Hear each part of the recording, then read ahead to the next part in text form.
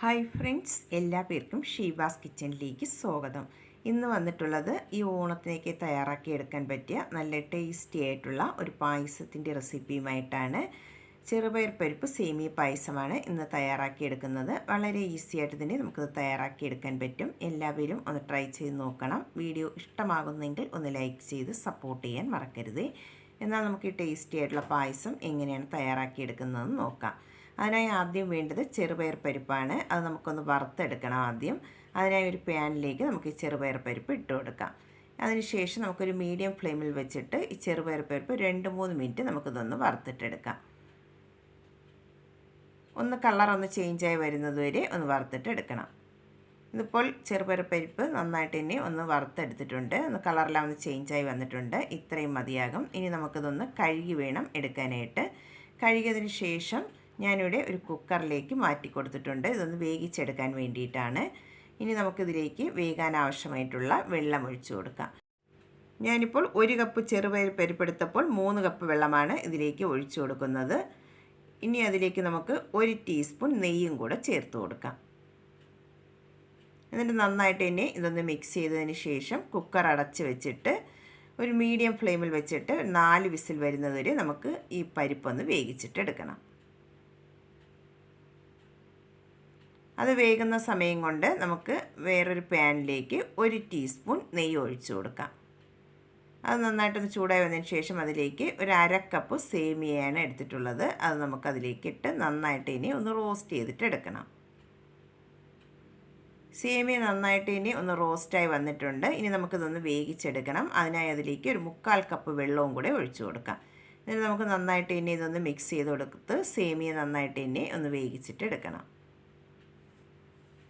ഇതിപ്പോൾ സേമിയ നന്നായിട്ട് ഇനി ഒന്ന് കുക്കായി വന്നിട്ടുണ്ട്. അതിലൊഴിച്ചു കൊടുത്തിട്ടുള്ള വെള്ളമെല്ലാം ഏകദേശം ഒന്ന് വറ്റി വന്നിട്ടുണ്ട്. ഇത്രയും മതിയാകും. ഇനി ഇത് നമുക്ക് മാറ്റി വയ്ക്കാം. അടുത്തതായി നമുക്ക് നേരത്തെ വേകാൻ വെച്ചിട്ടുള്ള ചെറുപയർ പരിപ്പ് വെന്തിട്ടുണ്ടോ എന്ന് കുക്കറിൻ്റെ അടപ്പൊന്ന് തുറന്ന് നോക്കാം. ചെറുപയർ പരിപ്പൊക്കെ നന്നായിട്ട് ഇനി ഒന്ന് കുക്കായി വന്നിട്ടുണ്ട്. ഇനി നമുക്ക് ഒരു സ്പാച്ചിലോ സ്പൂണോ കൊണ്ട് നന്നായിട്ടൊന്ന് ഉടച്ചും കൂടെ എടുക്കണം.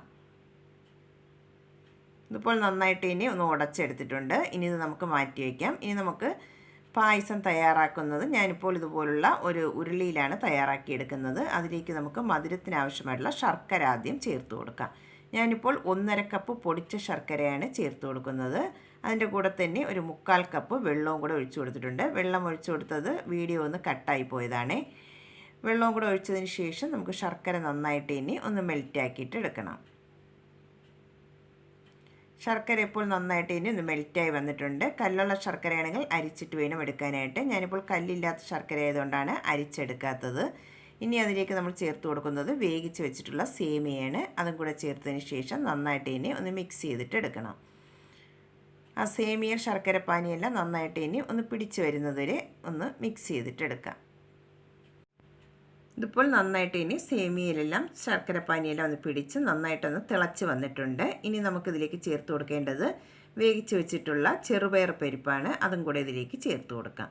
എന്നിട്ട് നമുക്ക് ഒരു മീഡിയം ഫ്ലെയിമിൽ വെച്ചിട്ട് കൈയെടുക്കാതെ തന്നെ നന്നായിട്ട് ഇതൊന്ന് മിക്സ് ചെയ്ത് തിളപ്പിച്ചെടുക്കണം.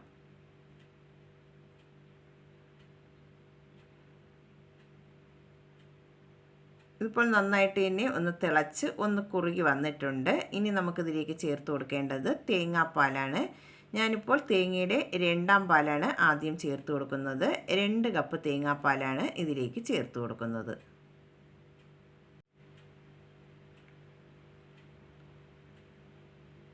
രണ്ട് കപ്പ് തേങ്ങാപ്പാൽ ചേർത്തതിന് ശേഷം നമുക്ക് നന്നായിട്ട് തന്നെ ഇതൊന്ന് മിക്സ് ചെയ്ത് കൊടുത്ത് ഒന്ന് തിളപ്പിച്ചിട്ട് എടുക്കണം.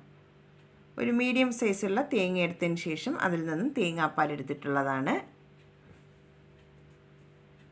ഇതിപ്പോൾ 2ാം പാൽ ചേർത്തതിന് ശേഷം നന്നായിട്ട് തന്നെ ഒന്ന് തിളച്ച് വന്നിട്ടുണ്ട്. ഈ സമയമാകുമ്പോൾ നമുക്കിതിലേക്ക് ഒരു 1/4 കപ്പ് ചവ്വരി, ഒരു 1/4 കപ്പ് വെള്ളം ഒഴിച്ച് ഒന്ന് വേവിച്ചെടുത്തിട്ടുള്ളതാണ്. അതും കൂടെ ഇതിലേക്ക് ചേർത്ത് കൊടുക്കാം.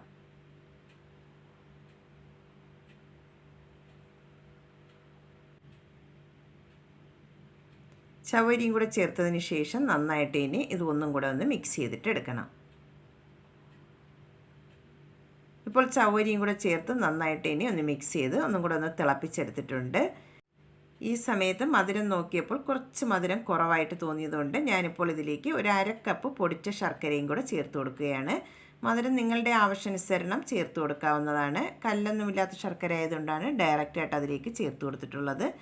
കല്ലുള്ളതാണെങ്കിൽ കുറച്ച് വെള്ളം ഒഴിച്ച് ഒന്ന് മെൽറ്റ് ചെയ്തതിന് ശേഷം അരിച്ചിട്ട് വേണം ചേർത്ത് കൊടുക്കാനായിട്ട്. എന്നിട്ട് ശർക്കരയെല്ലാം നന്നായിട്ട് ഇനി ഒന്ന് മെൽറ്റായി വരുന്നത് വരെ നന്നായിട്ടൊന്ന് മിക്സ് ചെയ്തിട്ട് എടുക്കാം. നന്നായിട്ടിവിടെ മിക്സ് ചെയ്തെടുത്തിട്ടുണ്ട്. ലാസ്റ്റ് അതിലേക്ക് നല്ലൊരു ഫ്ലേവറിനായിട്ട് ഒരു 1/2 ടീസ്പൂൺ ഏലക്കാപ്പൊടിയും കൂടെ ചേർത്ത് കൊടുക്കുന്നുണ്ട്. അതിൻ്റെ കൂടെ തന്നെ മധുരം ഒന്ന് ബാലൻസ് ചെയ്യാനായിട്ട് ഒരു പിഞ്ച് ഉപ്പും കൂടെ ചേർത്ത് കൊടുക്കാം. എന്നിട്ട് ഒന്നും കൂടെ എല്ലാം കൂടെ നന്നായിട്ട് ഇനി ഒന്ന് മിക്സ് ചെയ്തിട്ട് എടുക്കണം. ഇതിപ്പോൾ നന്നായിട്ട് ഇനി ഒന്ന് മിക്സ് ചെയ്തെടുത്തിട്ടുണ്ട്. ലാസ്റ്റ് ഇനി അതിലേക്ക് ചേർത്ത് കൊടുക്കുന്നത് തേങ്ങയുടെ 1/4 പാലാണ്. നല്ല കട്ടിയുള്ള 1 കപ്പ് തേങ്ങാപ്പാലാണ് ലാസ്റ്റ് ഇതിലേക്ക് ചേർത്ത് കൊടുക്കുന്നത്. എന്നിട്ട് നമുക്ക് നന്നായിട്ട് ഇനി ഒന്ന് മിക്സ് ചെയ്ത് കൊടുക്കാം. 1/4 പാൽ ഒഴിച്ചതിന് ശേഷം ഒരുപാടിട്ടങ്ങ് തിളപ്പിച്ചെടുക്കണ്ട. ജസ്റ്റ് നന്നായിട്ട് ഇനി ഒന്ന് ചൂടായി വന്നാൽ മതിയാകും. ഇതിപ്പോൾ പായസം നന്നായിട്ട് ഇനി ഒന്ന് ചൂടായി വന്നിട്ടുണ്ട്. 1/4 പാൽ ചേർത്തതിന് ശേഷം ഇനി അതിലേക്ക് നമുക്ക് ലാസ്റ്റ് നെയ്യിൽ വറുത്ത് വെച്ചിട്ടുള്ള കിസ്മിസും കാഷ്നട്ടും ചേർത്ത് കൊടുക്കാം. കിസ്മിസും കാഷ്നട്ടും കൂടെ ചേർത്ത് നന്നായിട്ട് ഇനി ഒന്ന് മിക്സ് ചെയ്തെടുത്താൽ നല്ല ടേസ്റ്റി ആയിട്ടുള്ള ചെറുപയർ പരിപ്പ് സേമിയ പായസം ഇവിടെ റെഡി ആയിട്ടുണ്ട്. എല്ലാ പേരും ഒന്ന് ട്രൈ ചെയ്ത് നോക്കണം. വീഡിയോ ഇഷ്ടമാകുന്നെങ്കിൽ ഒന്ന് ലൈക്ക് ചെയ്ത് സപ്പോർട്ട് ചെയ്യാൻ മറക്കരുതേ. ആദ്യമായിട്ടാണ് കാണുന്നവരുണ്ടെങ്കിൽ പ്ലീസ് ഒന്ന് സബ്സ്ക്രൈബ് ചെയ്തും കൂടെ സപ്പോർട്ട് ചെയ്യണേ. പുതിയ വീഡിയോയുമായി